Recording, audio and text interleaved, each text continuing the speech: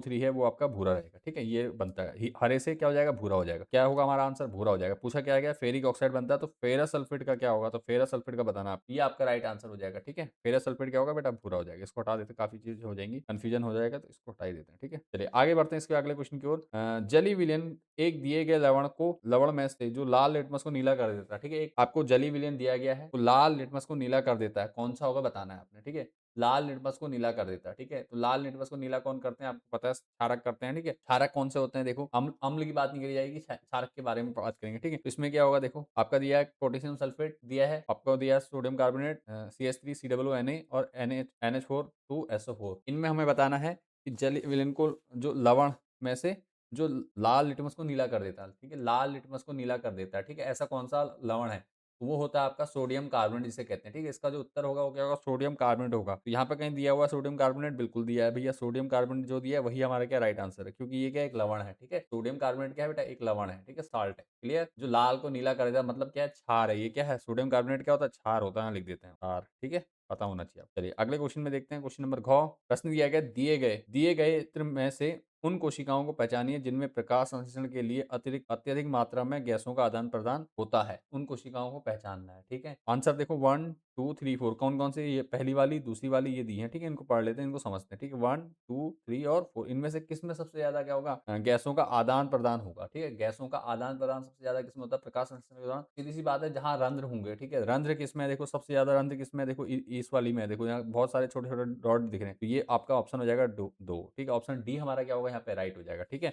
Option D पे टिक कर देंगे हम, ऑप्शन डी इज़ राइट। चलिए आगे बढ़ते हैं नेक्स्ट क्वेश्चन की ओर। अब हमारा नेक्स्ट क्वेश्चन, अमीबा में साधारण विसरण की प्रक्रिया किस भाग से होती है? ठीक है? साधारण जो विसरण होता है अमीबा में वो किसके द्वारा होता है? तो कोशिका झिल्ली होती है बेटा। किसके द्वारा होता है? कोशिका झिल्ली के द्वारा, ठीक है? कोशिका झिल्ली के द्वारा होता है। अगले क्वेश्चन की ओर बढ़ते हैं। अगला क्वेश्चन दिया गया है आपको, उस विद्युत गुण का नाम बताइए जिसका चिन्ह ओमेगा है, ठीक है? ओमेगा या ओम जिसे कहते हैं, ठीक है? ओमेगा पूरा नाम है, इसको वैसे पढ़ते हैं हम ओम है, ठीक है? तो किसका है वो बताइए, जल्दी से कमेंट कर दीजिए। इसका जो है क्या हो जाएगा? ओम किसका मात्रक है? किसका वो है चिन्ह है? प्रतिरोध का, ठीक है? प्रतिरोध का क्या है मात्रक? ओमेगा है। ओम या ओमेगा कहेंगे, ठीक है? ध्यान रखना। अब जैसे ओमेगा गए तो कंफ्यूज नहीं होना आप लोगों ने। अगले क्वेश्चन में बढ़ते हैं। अगले क्वेश्चन में 4 पदार्थों पी, क्यू, आर, एस में अपवर्तनांक क्रमशः 1.17, 1.5, 1.31 और 1.36 है। प्रकाश की जाल सबसे अधिक किसमें होगी? ठीक है? तो जिसका अपवर्तनांक सबसे कम होगा उसमें सबसे अधिक स्पीड होगी। तो सबसे कम किसका अपवर्तनांक भाई? ये 1.31, तो 1.31 है। पी, क्यू, आर, आर होगा ना? आर, आर कौन सा? Option C. Option C right, ठीक है? आर हो जाएगा हमारा राइट। इसका जो सूत्र होता है क्या होता है? चाल बराबर क्या होता है? 1/n, ठीक है? n क्या अपवर्तनांक है यहाँ पर, ठीक है? n क्या है अपवर्तनांक, v क्या है? चाल है, प्रकाश की चाल। प्रकाश की चाल को v से दिखाएंगे, वेलोसिटी, ठीक है? क्लियर हो गया? ये फॉर्मूला याद रखना है आपने। इस फॉर्मूले को याद रखेंगे आप, मैं इसको बॉक्स में कर दे रहा हूँ, ठीक है? चलो आगे बढ़ते हैं नेक्स्ट क्वेश्चन की ओर। अम्लीय वर्षा का पीएच मान, ठीक है? अम्लीय वर्षा का पीएच मान दिया गया है 5.6 से कम है। इनमें से कौन सी गैस अम्लीय वर्षा के लिए जिम्मेदार नहीं है? नहीं है बोला है, ठीक है? कौन सी गैस नहीं है? SO2, NO2, SO3, CO। तो नहीं है तो क्या हो जाएगा? नाइट्रोजन डाइऑक्साइड जो है आपका मुख्य कारण नहीं है, ठीक है? ये क्या? ये और दूसरा क्या है? और कोई है ऑप्शन? क्वेश्चन नंबर जौ। कौन सी गैस अम्लीय वर्षा के लिए जिम्मेदार नहीं है? अम्लीय वर्षा होती किसके कारण होती है पहले जान लो। अम्लीय वर्षा में SO3, SO2 और NO2 ये 3 गैसें होती हैं, ठीक है?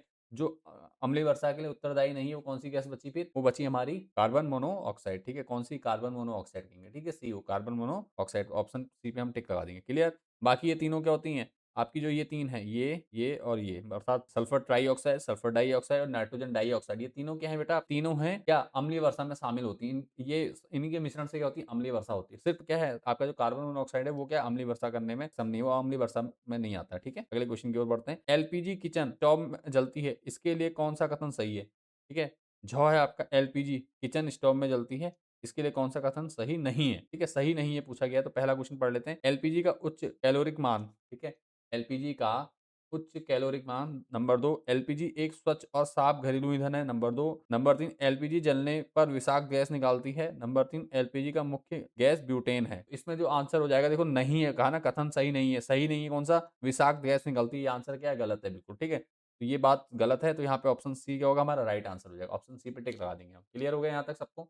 किसी प्रकार का कोई डाउट तो नहीं है? चलिए आगे बढ़ते हैं इसके बाद अगले क्वेश्चन की ओर। इसमें देखिए क्या करना है, एकांक समय में प्रवाहित होने वाले आवेश का मात्रक है, ठीक है? एकांक समय में, ठीक है? एकांक समय में प्रवाहित होने वाले आवेश का मात्रक क्या होता है? अर्थात आवेश का मात्रक देखो एकांक समय जो प्रवाहित होगी इसका मतलब आवेश क्या कहलाएगा? एकांक समय में बहने वाला आवेश क्या कहलाता है? क्या कहलाता है बेटा?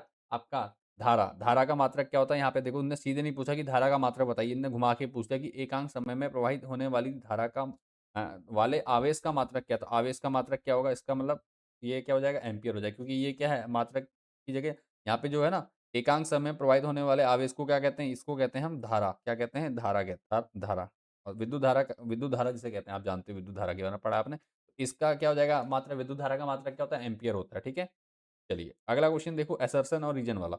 ये क्वेश्चन मैंने ऑलरेडी करा भी रखे हैं, इस बार इस क्वेश्चन को भी देख लेते हैं, ठीक है? क्वेश्चन नंबर 2 है, जिंक अभिकथन दिया है और कारण दिया है, ठीक है? जिंक ऑक्साइड एक उभयधर्मी ऑक्साइड है।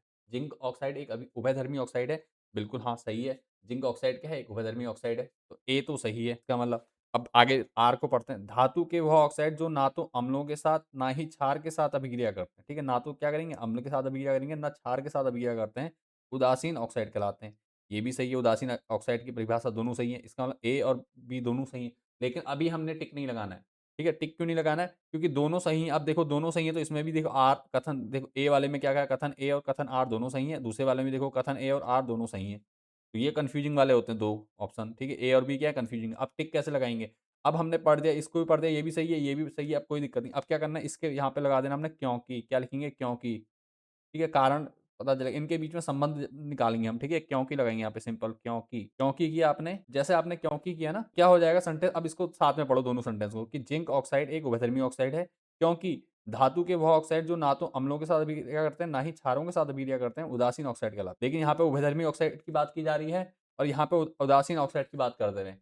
तो ये दोनों क्या है? इनके बीच में कोई रिलेशन बन रहा है, कोई संबंध या कोई स्टेटमेंट फॉलो हो रही? नहीं हो रहा। कोई सेंस बन रहा है इस बात का? नहीं बन रहा है बिल्कुल भी सेंस, ठीक है? तो जब सेंस नहीं बन रहा है, इसका मतलब क्या होगा? ऑप्शन बी हमारा राइट होगा। क्या? देखो क्या कहा जा रहा है? कहा जा रहा है कि कथन ए और आर दोनों सही है। बिल्कुल ए और आर सही थे, परंतु आर ए की सही व्याख्या नहीं करता है। जो आर है आपका, जो कारण है, वो अभिकथन की सही व्याख्या नहीं कर रहा है यहाँ पे, ठीक है? ऑप्शन बी पे टिक लगाएँगे। अगर ये सही व्याख्या कर रहा होता, तो हम ए पे लगाते, ठीक है? अभी सही व्याख्या नहीं कर रहा है, तो इसलिए हमने क्या करा? हमने किस पे लगाया? बी पे लगाया। क्लियर हो गया?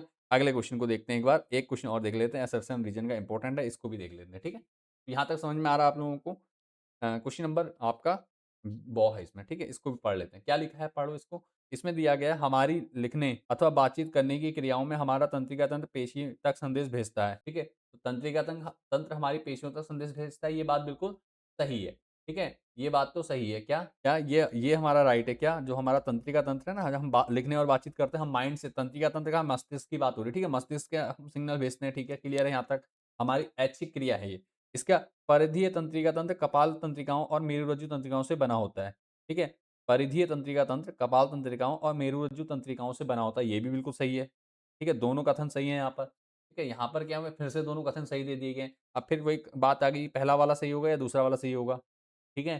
पहला वाला सही होगा मतलब ऑप्शन ए सही होगा या ऑप्शन बी सही होगा? तो फिर वही क्या करेंगे हम, यहाँ पे क्या करेंगे? सिंपल हमने क्या करना है? दोनों कथनों के बीच में यहाँ पे लगाना है क्योंकि, ठीक है? यहाँ पे हमने क्योंकि लगाया और अब दोनों सेंटेंस को एक साथ पढ़ेंगे। क्या होगा?